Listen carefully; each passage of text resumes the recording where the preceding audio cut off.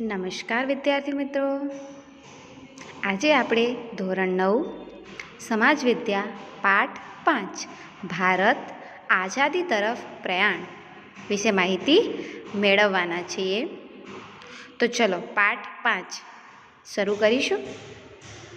હવે કહેવાય એવું છે કે 1920થી 1947નો ગાળો જે હતો એ ગાળો ગાંધી યુગ તરીકે ઓળખાતો હતો અને એ ગાળામાં એ સમયગાળા દરમિયાન ઘણા જ બધા એવા આંદોલનો કરવામાં આવ્યા હતા. ભારતીય રાષ્ટ્રીય ચળવળનો આ બીજો તબક્કો બંધારણીય હકોની પ્રાપ્તિની લડતનો તો છે જ, જે સાથોસાથ સ્વતંત્રતા પ્રાપ્તિની લડતનો પણ છે. હવે આ બીજો જે તબક્કો ગણાય છે 1920થી કરી અને 1947નો જે તબક્કો હતો એ બીજો તબક્કો આપણી બંધારણની પ્રાપ્તિ માટેના બંધારણના જે હકો છે એ આપણને મળી રહે એની માટેની લડતનો તો હતો જ, પણ એની સાથોસાથ આપણે સ્વતંત્રતા પ્રાપ્તિ માટેની લડતોનો પણ આ યુગ ગણવામાં આવે છે. આ આંદોલનોનો જે પ્રવાહોમાંથી પસાર થયા અને તેની જે એક સંકુલ અસર ઊભી થઈ તેનું અહીં અવલોકન કરીશું. આ બધા જે આંદોલનો થયા બરાબર, અને એ આંદોલનોના કારણે જે પણ બધી અસરો ઊભી થઈ છે એ બધી અસરો અને એ બધા આંદોલનો આપણે આ પાઠમાં વિસ્તારમાં સમજવાના છીએ. તો સૌપ્રથમ આપણે શરૂઆત કરીએ સાયમન કમિશન કે જે 1927ના રોજ કરવામાં આવ્યું હતું. Simon commission 1927. તો ચલો એના વિશે માહિતી મેળવીએ. ચલો વિદ્યાર્થી મિત્રો, ખાસ યાદ રાખજો, આ સાયમન કમિશન જે છે એ તમને 2 માર્ક્સમાં પૂછાતું જ રહે છે પરીક્ષામાં, એટલે ખૂબ સારી રીતે સમજવાનો પ્રયત્ન કરજો. મોન્ટફોર્ડના સુધારામાં એક જોગવાઈ એ હતી કે સુધારાનો અમલ કઈ રીતે થયો છે અને સુધારાની જરૂરિયાત અંગે અભ્યાસ કરતા 10 વર્ષ બાદ એક કમિશન નીમવું, પરંતુ 2 વર્ષ પહેલાં સાયમન કમિશનની નિમણૂક કરવામાં આવી.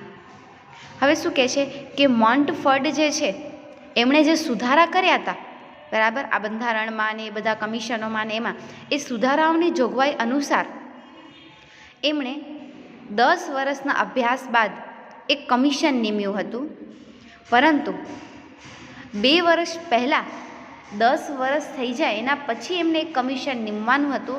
એના પહેલાં જ એમણે 2 વર્ષમાં જ એક કમિશન જે છે એ નીમી લીધું બરાબર, એટલે કે કમિશન જે છે એની નિમણૂક કરી, કમિશનની રચના કરી. જ્હોન સાયમનના અધ્યક્ષપણા નીચે રચાયેલ સાયમન કમિશનમાં 7 સભ્ય હતા. હવે આજે સાયમન કમિશનની રચના કરાઈ એ કોના અધ્યક્ષ પદે કરાઈ હતી? તો કે છે જ્હોન સાયમન જે છે એમના અધ્યક્ષ પદે કરવામાં આવી હતી બરાબર. જ્હોન સાયમને આ સાયમન કમિશનની રચના કરેલી હતી. અને આ જે સાયમન કમિશન એણે રચ્યું એનામાં ટોટલ કુલ કેટલા સભ્યો હતા? તો કે છે 7 સભ્યો. ખાસ યાદ રાખજો, રચના કોણે કરી, અધ્યક્ષ કોણ હતા અને કેટલા સભ્યો એનામાં હતા. બધા જ સભ્યો અંગ્રેજ હતા. જે 7 સભ્યો જે આની અંદર આ કમિશનમાં હતા એ બધા જ સભ્યો કેવા હતા? તો કે છે અંગ્રેજ હતા. હિન્દીઓના દુઃખ દર્દ હિન્દી સમજી શકે એ વિચારથી કમિશનમાં હિન્દી સભ્યને સામેલ કરવાની ભારતીએ ભલામણ કરી, પરંતુ અંગ્રેજોએ એ ભલામણ સ્વીકારી નહીં. તેથી ભારતીયોએ સાયમન કમિશનનો બહિષ્કાર કરવાનું નક્કી કર્યું. હવે 7 સભ્યો હતા સાયમન કમિશનમાં અને 7 કેવા હતા? તો કે છે કે અંગ્રેજ હતા. અને હિન્દુ લોકો એવું માનતા હતા કે આ 7 સાયમન કમિશનના જે સભ્યો છે અંગ્રેજ છે એની જગ્યાએ એનામાં આપણા હિન્દુ સભ્ય પણ હોવા જોઈએ, કારણ કે હિન્દુઓ જ એક હિન્દુના દુઃખ દર્દ જે છે એ સમજી શકે એવું આપણી હિન્દ પ્રજા માનતી હતી. તેથી એમણે આ સાયમન કમિશન જે છે એનો સ્વીકાર કરવાની ના પાડી દીધી, એનું બહિષ્કાર કરવાનું શરૂ કર્યું. સાયમન કમિશનના ભારત આગમન સમયે લોકોએ હડતાળ, સભા, સરઘસ, સાયમન ગો બેકના નારાઓ અને કાળા વાવટાઓ ફરકાવી વિરોધ કર્યો હતો. હવે શું કહે છે કે જ્યારે સાયમન કમિશન ભારત આવ્યું, એનું આગમન ભારતમાં થયું, ત્યારે લોકોએ ઠેર ઠેર હડતાલો કરી દીધી, સરઘસો યોજ્યા, રેલીઓ કરી અને સાયમન ગો બેક નામના નારાઓ લોકો લગાડવા લાગ્યા અને આવી રીતે વિરોધ કરવા લાગ્યા સાયમન કમિશનનો, જેની સામે સરકારે દમન નીતિ વપરાવી. હવે શું કહે છે કે આવું બધું કરવા લાગ્યા, લોકો હડતાલો, સભાઓ ભરવા લાગ્યા, સરઘસો કરવા લાગ્યા, નારાઓ લગાવવા લાગ્યા, તો એ બધાની વિરોધમાં સરકારે શું કર્યું, તો લોકો ઉપર દમન નીતિ અપનાવી. દમન નીતિ મતલબ કે લોકોને ખૂબ મારે, પીટે, લાઠીચાર્જો કરે, જેલમાં પૂરી દે, આવું બધું કામ અંગ્રેજ સરકાર કરવા લાગ્યા. સરકારી દમન નીતિનો ભોગ લાલા લજપતરાય, ગોવિંદ વલ્લભ પંત અને જવાહરલાલ નહેરુ પણ બન્યા. અને આ સાયમન કમિશનના વિરોધમાં એમણે જે આ દમન નીતિ વાપરી અંગ્રેજ સરકારે, એ સરકારની દમન નીતિનો ભોગ કોણ કોણ બન્યું, તો કહે છે કે લાલા લજપતરાય, ગોવિંદ વલ્લભ પંત અને જવાહરલાલ નહેરુ, આ ત્રણે પણ આ દમન નીતિના ભોગ બની ગયા હતા. લાહોરમાં સરઘસની આગેવાની લેતા લાલા લજપતરાય ગંભીર રીતે ઘાયલ થયા હતા. લાહોરમાં લાલા લજપતરાયે એક સરઘસ કરી હતી અને સરઘસના કારણે જે સરકારે એમની ઉપર દમન નીતિ અપનાવી, એ દમન નીતિના કારણે લાલા લજપતરાય ખૂબ જ ગંભીર રીતે ઘાયલ થયા હતા. થોડા સમય બાદ તેમનું અવસાન થઈ ગયું અને થોડા સમય પછી જ લાલા લજપતરાય જે છે એમનું અવસાન થઈ ગયું હતું. લાલાજીના મૃત્યુના સમાચારથી ભગતસિંહ, સુખદેવ, રાજગુરુ વગેરે ક્રાંતિકારીઓ ઉશ્કેરાયા અને લાઠીચાર્જનો આદેશ આપનાર અંગ્રેજ પોલીસ અધિકારી સાન્ડર્સની હત્યા કરવામાં આવી.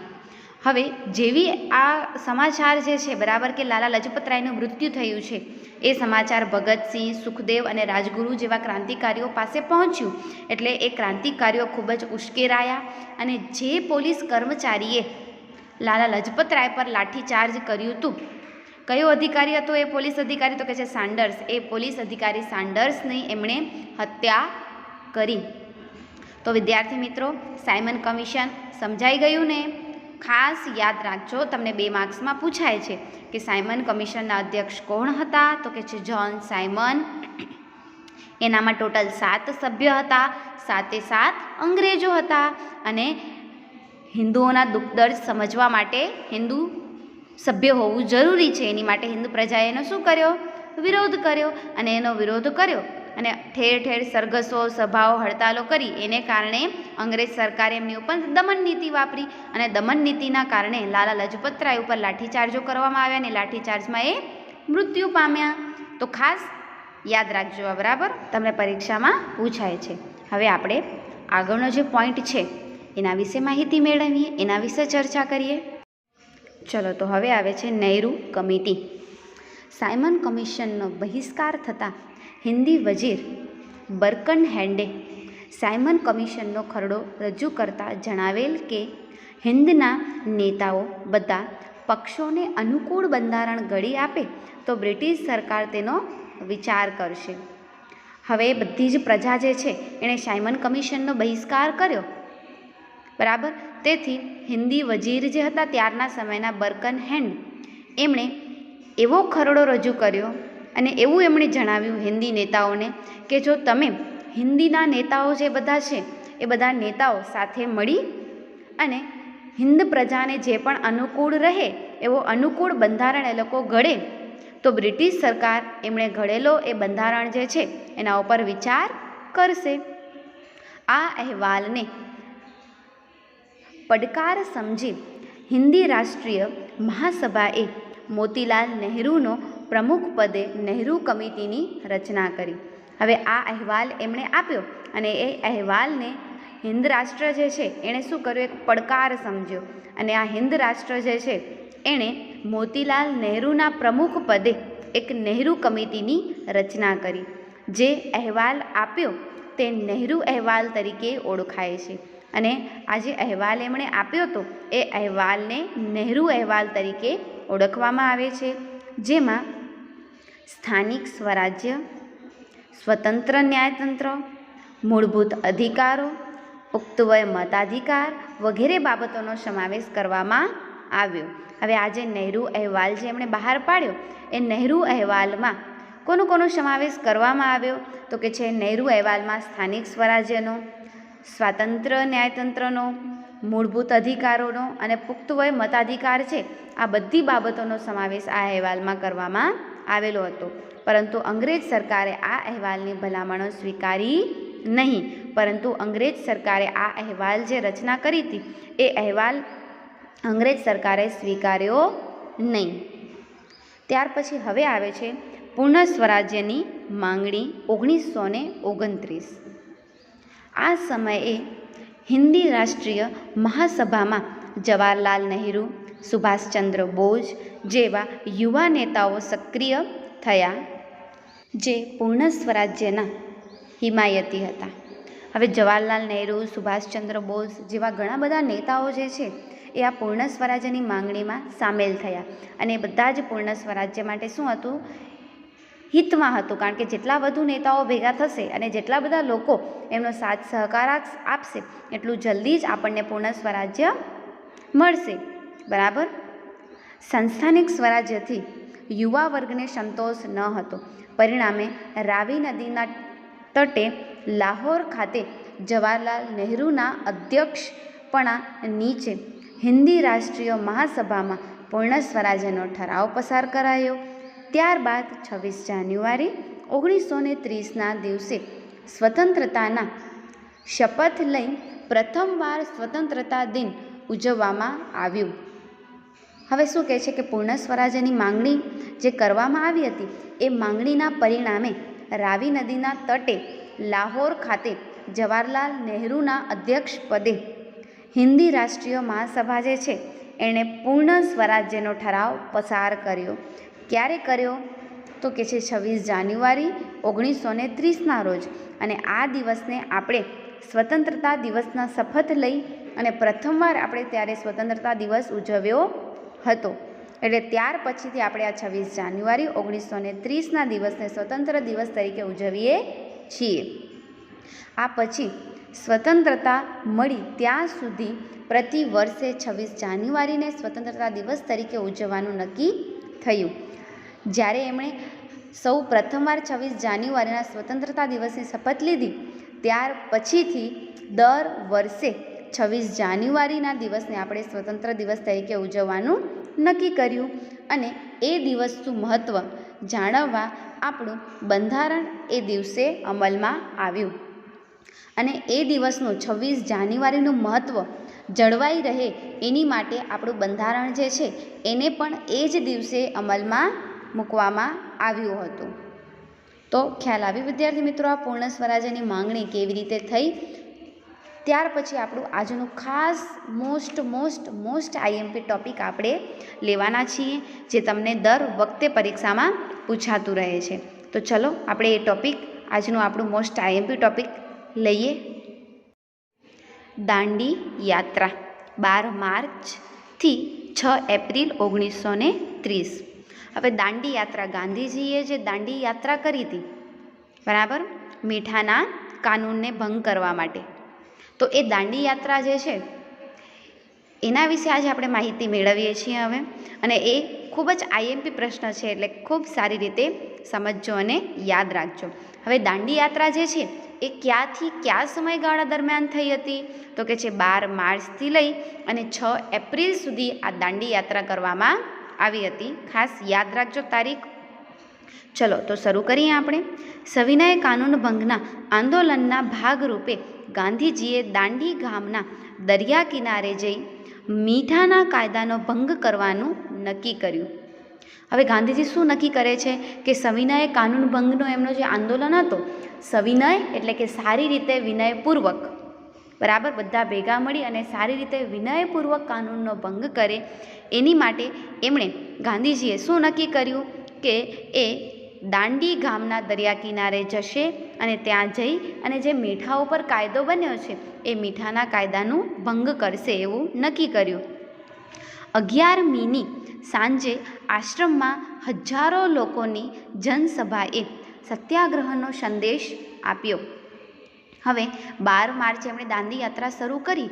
એના આગલા દિવસે 11મી માર્ચની સાંજે આશ્રમમાં હજારો લોકો આવેલા હતા સત્યાગ્રહમાં જોડાવા માટે. અને ગાંધીજીએ હજારો લોકોને આજે સત્યાગ્રહ કરવાના હતા એનો સંદેશો આપ્યો. લોકોને ધરપકડ થાય તો પણ મક્કમતાપૂર્વક અહિંસાની રીતે સરકાર સામે લડત આગળ વધારવાનો અનુરોધ કર્યો.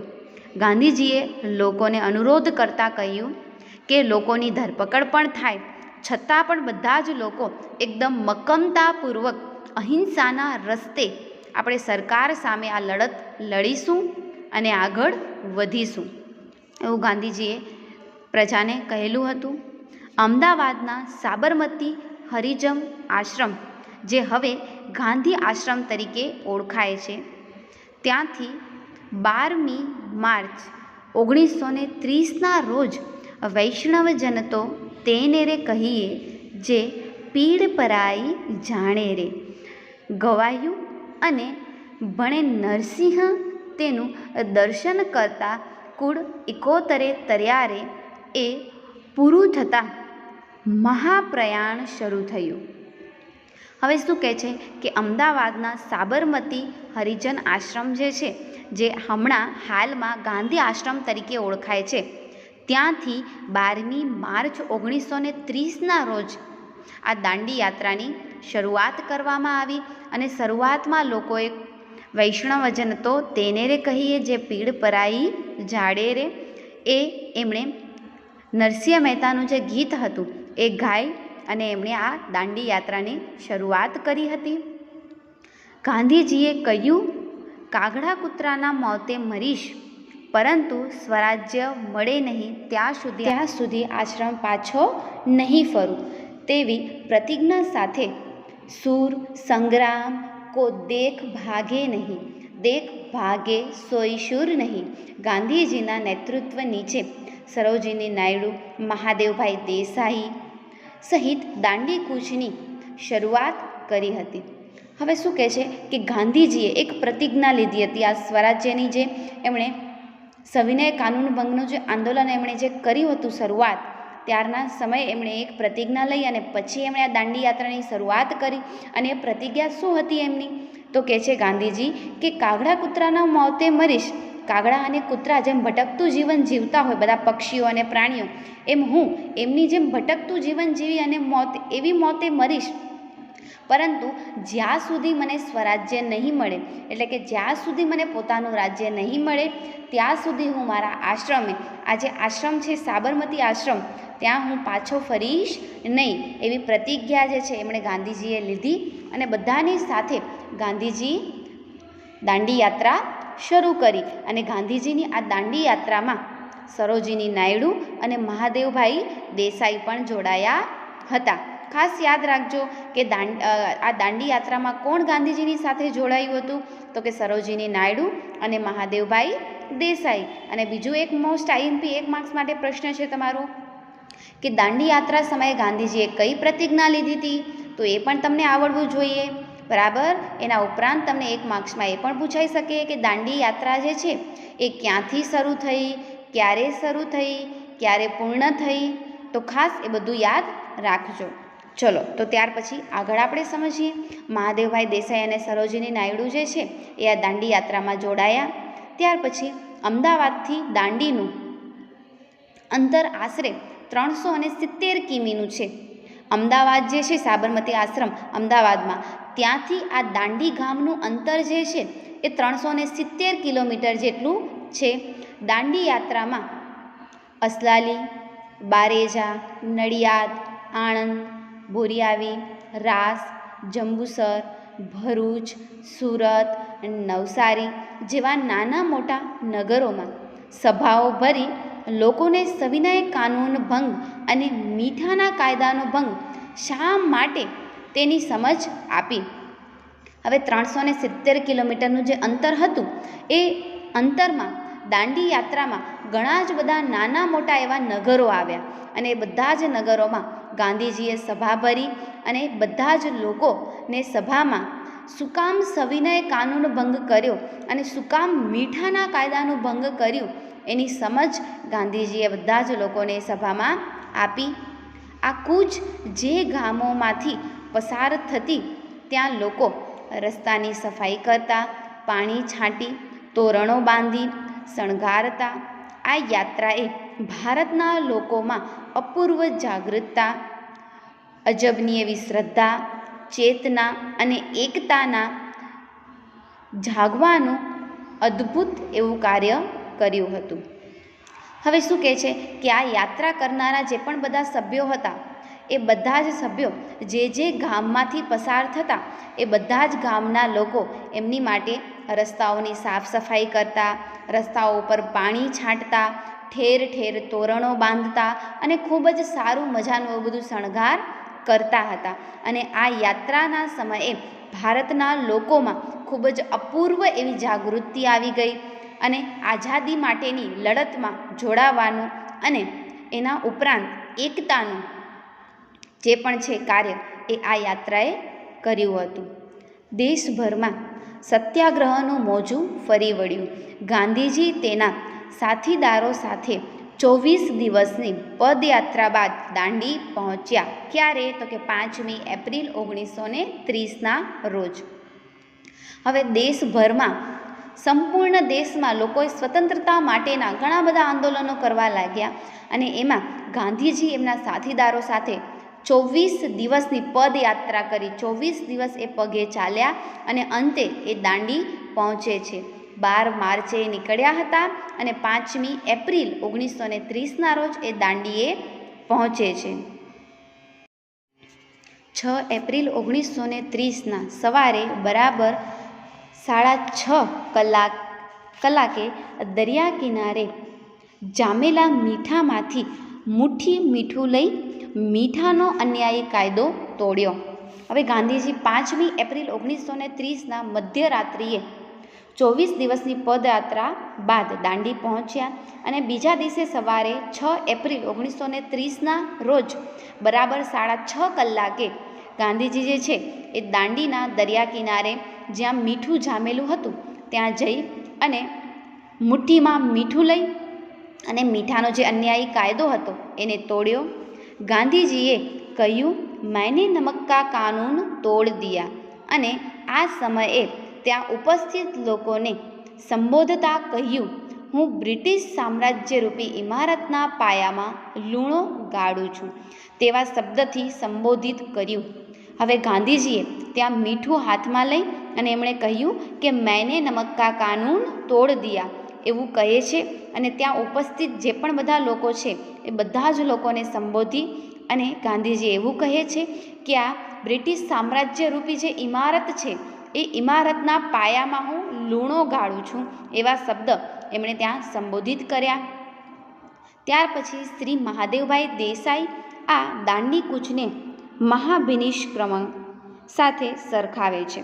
શ્રી મહાદેવભાઈ દેસાઈ જે છે એ આ દાંડી કૂચની યાત્રા થઈ એને મહાભિનિષ્ક્રમણ સાથે સરખાવે છે. મતલબ કે ખૂબ જ મોટી એવી આ એક યાત્રા હતી કે જેણે બધાને એક કરી દીધા અને સ્વતંત્રતા માટે બધામાં એક અપૂર્વ એવી જાગૃતતા આવી ગઈ. એટલે મહાદેવભાઈ દેસાઈ જે છે એ આ દાંડી કૂચને મહાભિનિષ્ક્રમણ તરીકે સરખાવે છે. ખાસ આઈએમપી પ્રશ્ન 1 માર્કમાં પૂછાય છે તમને આ. દુનિયાભરના પત્રકારો, ફોટોગ્રાફર્સ પણ આ સ્થળની મુલાકાત લઈ આંખે દેખ્યો અહેવાલ સમાચાર પત્ર અને પુસ્તિકાઓમાં પ્રસિદ્ધ કર્યો. દુનિયાભરના ઘણા જ બધા પત્રકારો, ફોટોગ્રાફર્સ ત્યાં આવેલા હતા અને એમણે પોતાની આંખે જે જોયું હતું એ અહેવાલ સમાચાર પત્રમાં અને પુસ્તિકાઓમાં એમણે પ્રસિદ્ધ કર્યું. આમ 12મી માર્ચ સાબરમતી આશ્રમથી શરૂ થયેલી જગપ્રસિદ્ધ દાંડી કૂચની ભૌતિક સમાપ્તિ હતી. આમ 12મી માર્ચે જે આ યાત્રા શરૂ થઈ હતી એની ભૌતિક સમાપ્તિ ક્યારે થઈ? તો કે 6 એપ્રિલ 1930ના રોજ થઈ. પરંતુ બ્રિટિશ સલ્તનતની ઇમારતના પાયામાં લૂણો ગાળવાની શરૂઆત થઈ હતી અને આ દાંડી યાત્રા તો સમાપ્ત થઈ, પરંતુ આ દાંડી યાત્રા સમયે જે ગાંધીજીએ કર્યું એને કારણે બ્રિટિશ સલ્તનતની જે ઇમારત હતી એ હવે નબળી પડવા લાગી હતી. આખા દેશમાં સવિનય કાનૂન ભંગની ચળવળ શરૂ થઈ. સરકારે દમનનો કોરડો વીંઝ્યો. લાઠીમાર, ધરપકડો, ગોળીબારો, સ્ત્રીઓ અને બાળકો પર જુલ્મો આચર્યા, છતાંય લડતનું જોર ઘટ્યું નહીં. સવિનય કાનૂન ભંગની જે આ લડત છે એ ખૂબ જ જોરશોરથી શરૂ થઈ, પણ સરકારે આ લડતને કચડી નાખવા માટે ખૂબ જ પ્રયત્નો કર્યા. લોકો ઉપર લાઠીચાર્જો કર્યા, ધરપકડો કરી, ગોળીબારો કર્યા, સ્ત્રી અને બાળકો હોય એની ઉપર ખૂબ જ જુલ્મો કર્યા, છતાં પણ લોકોએ અડગ રહ્યા અને સવિનય કાનૂન ભંગ જે છે એની લડત ચાલુ રાખી. ત્યાર પછી જોઈએ તો શું કહે છે કે દાંડી કૂચ દરમિયાન વિદેશી કાપડનો બહિષ્કાર, દારૂબંધી, હિન્દુ મુસ્લિમ એકતા, અસ્પૃશ્યતા નિવારણ વગેરે અનેક રચનાત્મક કાર્યક્રમોનું આયોજન કરાયું. દાંડી યાત્રા થઈ એના પછી ઘણી જ બધા એવા રચનાત્મક કાર્યક્રમો આયોજાયા, જેમાં વિદેશી કાપડનો બહિષ્કાર કરવામાં આવ્યો, દારૂબંધી કરવામાં આવી, હિન્દુ મુસ્લિમની એકતાનું, અસ્પૃશ્યતા નિવારણનું, આ બધા ઘણા જ બધા સારા એવા કાર્યો કરવામાં આવ્યા. દાંડી યાત્રા અને નમક સત્યાગ્રહથી આવેલી જાગૃતતાના લીધે અસહકારના આંદોલનો અને સત્યાગ્રહના કાર્યક્રમો દેશભરમાં શરૂ થયા. આ કાર્યક્રમોમાં સ્વદેશી આંદોલનો અને વિદેશી વસ્તુઓનો બહિષ્કાર, દારૂબંધી અને દારૂના પીઠા ઉપર પિકેટિંગ, મહેસૂલી સહિતના કરવેરા ન ભરવાનું ના કર આંદોલન, અસ્પૃશ્યતા નિવારણ કાર્યક્રમો, સંબંધિત સત્યાગ્રહ સભાઓ અને સરઘસોના કાર્યક્રમોના પગલાં લેવાયા. આની પ્રક્રિયા રૂપે દેશમાં railway, police station, post office તથા અન્ય સરકારી ઇમારતો ઉપર તોડફાડ, હુમલા જેવા કેટલાક હિંસક બનાવો પણ બન્યા. હવે આ દાંડી યાત્રા, નમકનું જે સત્યાગ્રહ થયું ત્યાર પછી દેશમાં દારૂબંધી છે, પછી વિદેશી કાપડનો બહિષ્કાર છે, અસ્પૃશ્યતા નિવારણ છે, આવા ઘણા જ બધા નાના મોટા એવા સારા સારા જાગૃતતા ભર્યા આંદોલનો કરવામાં આવ્યા. અને એ આંદોલનને કચડી નાખવા માટે સરકારે લાઠીચાર્જો કર્યા અને ખૂબ જ દમન નીતિ અપનાવી. અને આની પ્રક્રિયાના રૂપે, દમન નીતિ અપનાવી એની પ્રક્રિયાના રૂપે જે લોકો છે ખૂબ રોષે ભરાયા અને એમણે જે સરકારી ઇમારતો છે, સરકારી ઓફિસો છે એની તોડફોડો શરૂ કરી દીધી. આ ઘટનાઓમાં અબ્દુલ ગફાર ખાન સરહદના ગાંધીના નેતૃત્વ હેઠળનું આંદોલન, મુંબઈ પાસે વડાલાના પીઠા ઉપર નાગરિકોનો હુમલો, દિલ્હીમાં કસ્તુરબા ગાંધીના નેતૃત્વ હેઠળ દારૂબંધી માટે પિકેટિંગ, સુરતના ધરાસના તથા વિરમગામ વિસ્તારમાં થયેલા મીઠાના સત્યાગ્રહો ઉપરાંત સરકારી નોકરીઓનો ત્યાગ કરવો, સરકારી શાળાઓમાંથી અભ્યાસ છોડી દેવાના કાર્યક્રમો પણ મુખ્ય ગણાય છે.